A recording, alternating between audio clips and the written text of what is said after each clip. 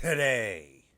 UFC 309 is in the books, and we must ask the question, did a duck turn into a goat? Also, what about Charlie Olives? What about Charles Oliveira and the drumming that he laid down on Iron Mike Chandler? And what about Roofy? What about Roofy? What about the sneaky, tricky left hands? What about the sneaky, tricky right hands? What about it? Talk about it. All of this and more on today's episode of Matter of Fact MMA. What's up? What's happening? Let's go. What's up, guys? We right back at it. We right back with it. It's your boy Matt, and we are here to go over a couple of fights off of UFC 309 that went down Saturday night, where in the main event, Jon Jones makes his return and defends his heavyweight championship against Stipe Miocic. First off, let's get down to it. Let's just say it up front. Okay, this fight, in my opinion, if you had any sense, it went down exactly how we thought it was going to go down. Stipe's been out for like 4 years. Homie's 42. You know what I'm saying? He struggles to walk. I'm not really trying to cut down the competition that Jon Jones just beat, but let's just be honest about what it is. Now, with that being said, I don't care what nobody says. I done seen people on different sites and, you know, they taking shots at Jones and talk about he's slower, he's this, he's that. At the end of the day, Jon Jones looked great. Jon Jones looked great. You know what I'm saying? You want the man to go out there and rush and drive right through Stipe Miocic, then mess up, make a mistake, get uppercutted, laid out, and the whole world laughs at him, you know what I'm saying? No, we ain't doing that. So, with that being said, Jon Jones went out there and disposed of Stipe Miocic. Now, we knew he was going to, okay? There wasn't really a scenario or a world that Stipe was going to win this fight. So we knew this was going to happen. At this point, what you're really tuning in for is to see how Jon Jones is going to dispose of the opponent. It ain't really about if, it's how. With that being said, Jon Jones goes out there and defeats Stipe Miocic with a spinning back kick that crumpled him right to the ribs, crumpled him in the third round. I will say, Jon looked on point to me. Yeah, he got caught by a few shots from Stipe, but with all that being said, Stipe's old, but he's still Stipe. You know what I'm saying? He gonna catch you with some shots. So, overall, what I feel is the wildest thing about Jon Jones and when he fights at this point in his career, and you see this a lot with quite a few sports figures. Those of us who watch, sports, watch combat sports, who watch football, basketball, whatever you watch, some of us are able to cheer and like different players and different athletes, and it's not personal.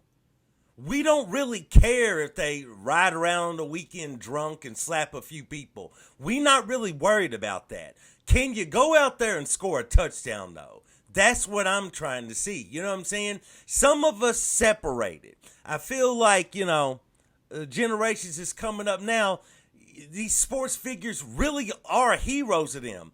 Bro, we got heroes in real life people in our families and jobs and, wherever, whatever you're into, at your church, youth organization, whatever it is, real heroes. We're not out here looking at sports figures like they real heroes. That's just what it is. So when I look at all of this Jon Jones stuff, what is so polarizing about Jon Jones is I feel that this newer generation, they just have a hard time with this fact, and this is a fact of life on all levels. A lot of people have a hard time that bad people are successful in this world.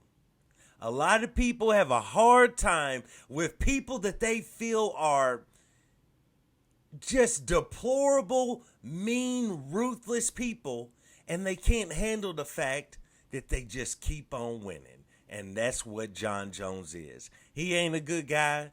He's not a hero. I don't know if he's a good father or a bad father. He's a questionable husband. He's a lot of things. But he just keeps on winning. And that makes y'all so mad. Yeah, he's ducking Tom Aspinall. Okay, let's get right to the point. And, after he disposes of Stipe, he gets on the mic. And he pretty much alluded to that maybe we can make the Tom Aspinall fight happen. And he's going to meet up with Dana. They're going to discuss the options. And maybe they can make the fight happen. That was just to be in front of the fans, though. He's in front of the fans. Trump's out in the audience. All of these people cheering and yelling and doing all this crazy stuff in New York. Of course he's going to say that. He's not getting ready to get booed out of the arena. He's been booed out of the arena far too many times. So what he made in that moment was a business decision. A business decision that, hey, I'll meet up with Dana. I'll meet up with Hunter. And maybe we can work out a deal to get y'all the fight that you want.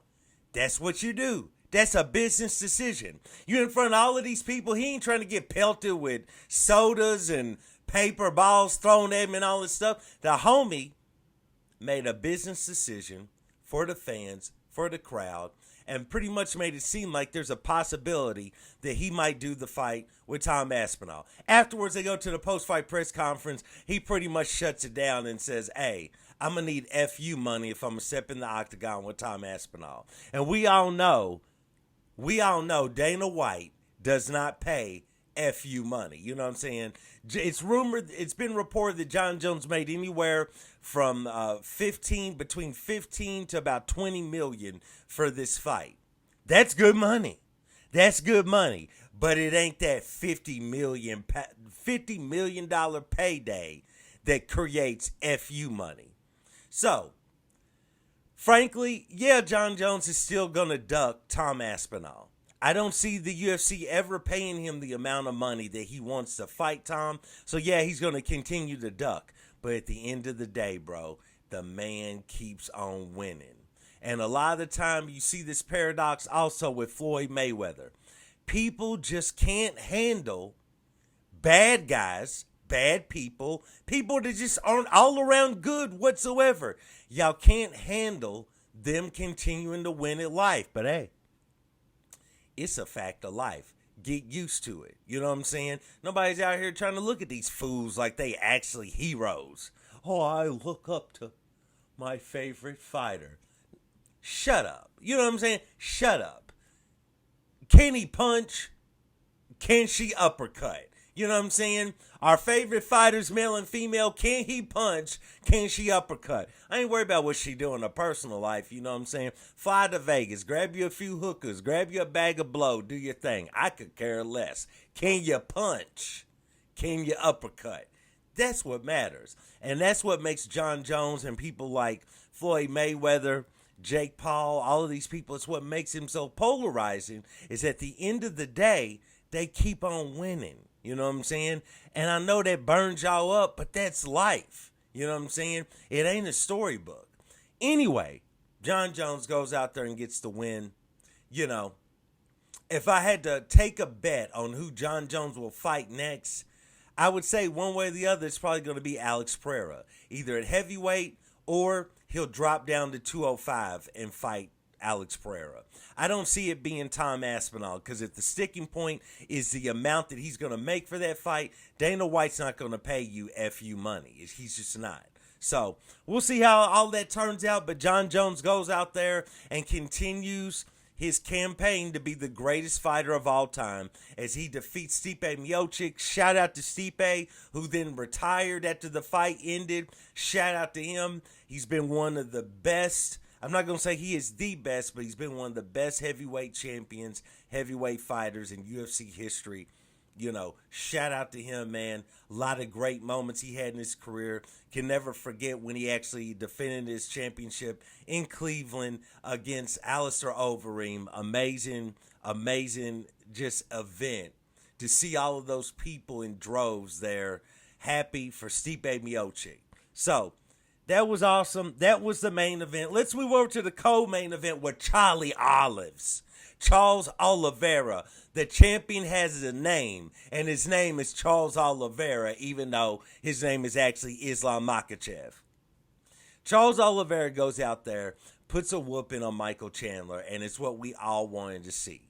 Okay? It's what we all wanted to see. Michael Chandler, let's get down to it. Michael Chandler cheated his way from round 1 to round 5, right? Michael Chandler, let's just be real, he's a dirty fighter. You know what I'm saying? You look at the fights with Dustin Poirier, Michael Chandler's a dirty fighter. Michael Chandler's dirtier than a gas station bathroom. You know what I'm talking about? This man is dirty. You know what I'm talking about? And he's out there, he's grabbing the cage. He poked Charles Oliveira in the eye a couple of times. He's doing all of this wild stuff. He's hooking, he's grabbing the glove, you know what I'm saying? And none of it meant anything to Charles Oliveira. Charles Oliveira, he had to weather a storm in the 5th round because Michael Chandler caught him with an eye poke, then with a right hand, I believe. And how could I forget the most egregious offense? He punched Charles Oliveira in the head 50 times, in the back of the head, I should say. And no nonsense / all nonsense, Keith Peterson just allowed it. And Michael Chandler's literally punching this man in the back of the head and the back of the neck. You know what I'm saying? Charles Oliveira, I'm sure he hasn't had a happy Sunday, and he's not having a good Monday either because he probably is damn near paralyzed because his neck is injured. But nevertheless, Michael Chandler goes out there and gets whooped for 4 rounds straight, and then has a moment in the 5th round, and then ends the fight where Charles Oliveira is on his back trying to choke him. Michael Chandler's like, well, I'll stand up. Stands up with him on his back, drops back, and slams him. Didn't do nothing. Not to a fighter like Charles Oliveira. He's just going to hang on. So Michael Chandler decides he's going to get up again, fall back, and drop on top of Charles Oliveira. Still didn't do nothing, and then ended up Michael Chandler lost the fight. Now, Michael Chandler gets a call out at the end, so of course, you know, he calls for a BMF title fight against Max Holloway. I'm not trying to see that because there's another fight I'm getting ready to talk about that I'd rather see. And he also called out Conor McGregor because he just can't let that go. And frankly, after seeing Michael Chandler fight, Conor McGregor might be the only person left that Michael Chandler can actually beat. So that's why he called him out. Let's move over to Charles Oliveira. Charles Oliveira called for a BMF title fight against Max Holloway. That's what I want to see. You know what I'm saying? That's what I'm talking about. That's what I want to see. Lock them two in a cage, put the BMF title in the middle, hang it on a rope like WWE, throw a ladder in there, and let's have a match. You know what I'm saying? Bruh, I want to see Charles Oliveira versus Max Holloway for the BMF title. Because it's going to be, you know, a few months before we sort out everything with Islam and Sarukian. So in the meantime, lock them two in the cage. I want to see it. But Charles Oliveira, this got fight of the night. I don't think it necessarily should have got fight of the night, but it gets fight of the night. Charles Oliveira gets a win. Next, at middleweight, we had Bo Nickel go out there and defeat Paul Craig in a really boring 3-round fight, in which Bo Nickel did not want to wrestle because Paul Craig is a submission artist. So he chose to stand the entire time, and Bo Nickel don't got hands. So that was that.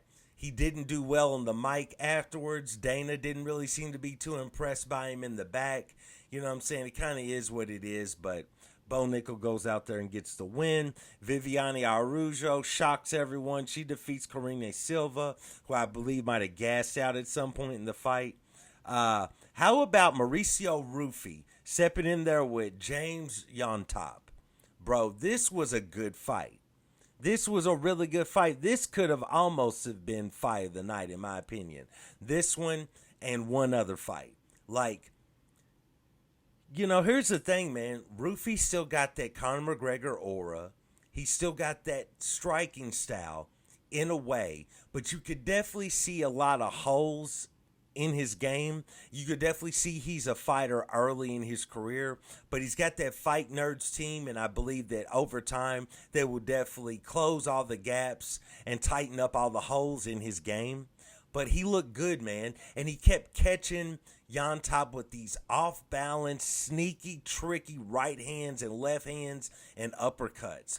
But let's move over to Jon Top. This man took the fight on short notice. He missed weight, even for the catch weight, but this homie is tough.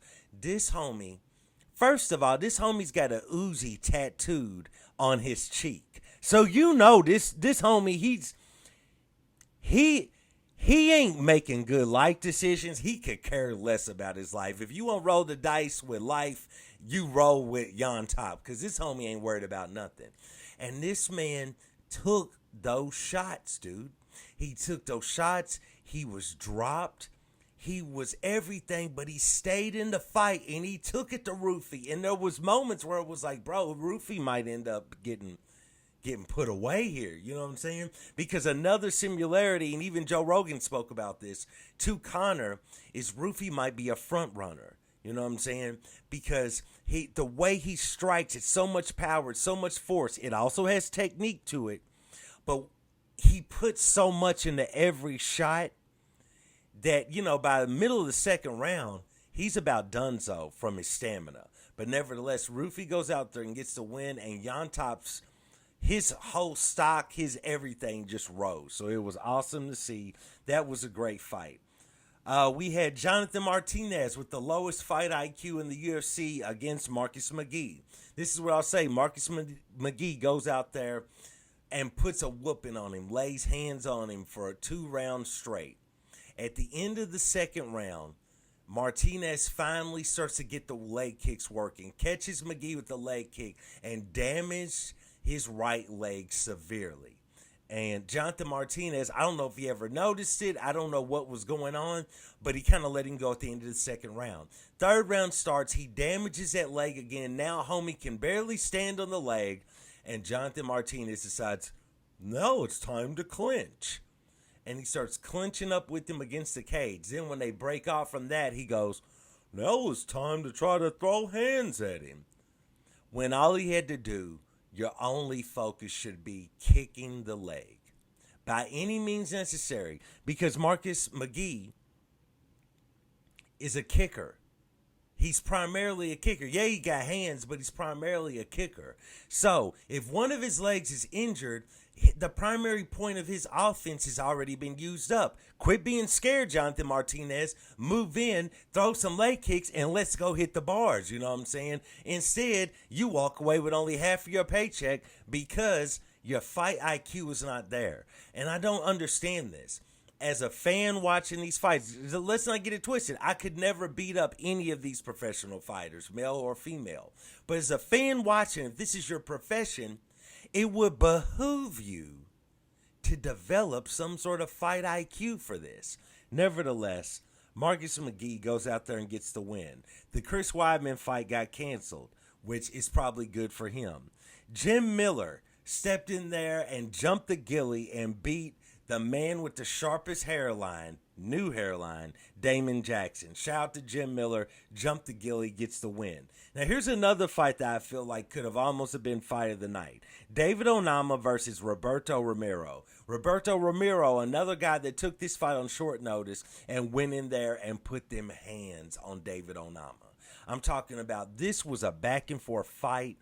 This was an outstanding fight from the perspective of just the damage that they did to each other. You know what I'm saying? We're talking about leg kicks, body kicks, devastating hooks, devastating straight punches. It was outstanding. A little bit of wrestling, a little bit of grappling. David Onama needed rest points. He needed a chance to rest, so he would take him down. But this is another fight. David Onama gets the win by unanimous decision. But this is another fight where the guy that took the fight on short notice, his stock is tremendously high. Roberto Romero is somebody to watch. His stock is high after seeing this fight. Let's see what else happened. How about Ramiz goes out there and knocks out Mickey Gall in tremendous fashion? That was great to see because I'm getting kind of tired of seeing Mickey Gall get trotted out to the octagon. So maybe he'll rethink some things in his career. But that was also cool to see. Oban Elliott goes out there, you know what I'm saying? The Welsh gangster makes short work of Basil Hafez. Well, actually, no, he didn't. It was round 3, but he got him out of there. Shout out to Oban Elliott. And then we have Veronica Hardy went out there, took a L. She was on a nice win streak. She takes a L to Eduarda Mora. Mora was just too big, too physical, too strong. Also, on the other side, we had a tremendous fight. Let's move over to boxing real quick. MVP. So we had Amanda Serrano step in the ring with Katie Taylor, and I feel like I ain't gonna say it was. I ain't gonna say it was a robbery, but I feel like Amanda Serrano should have won that fight, especially with a point being taken from Katie Taylor. You know, a lot more could have been done to Katie Taylor because she was leading with her head and she was headbutting pretty much the entire fight. It started about the second round and it just continued on for the rest of the 10. But, you know, shout out to Amanda Serrano who, you know, you could tell it really affected her. It was distraught. She's not really the type of fighter to throw that much dirt on another fighter's name. Her coach is, as you all saw, but she's not. But, bro, they just keep on gifting Katie Taylor a lot of these things, and that's just what's going to happen because that's their chosen one. But shout out to Amanda Serrano. I felt like she won that fight. Then the main event, bro, that was just one of the saddest fights to watch. We all knew what was going to happen. We all knew Mike was going to go out there and take a loss. But as you're actually watching it and you see Mike showing his age, it just was a hard fight to watch. And I don't know if I've ever said this, but I will say it. Shout out to Jake Paul because, in my opinion, I think Jake Paul had compassion on Mike Tyson. I think he could have put him away at any moment, but he didn't. And shout out to him, bro. So, nevertheless, that was it. It was UFC 309 as well as the MVP boxing card in which Jake Paul fought Mike Tyson. Jon Jones is back at the top, back in the saddle, still undefeated outside of the 12-6 elbows, still the heavyweight champion for the moment. I kind of feel like he's probably going to give up the title so he doesn't have to fight Tom, and then he'll move on and go fight Alex Pereira or whoever. So we will see. You know, in my opinion, shout out to him, dude. He did his thing. You know, he still ain't going to fight Tom, but he did his thing. Shout out to John.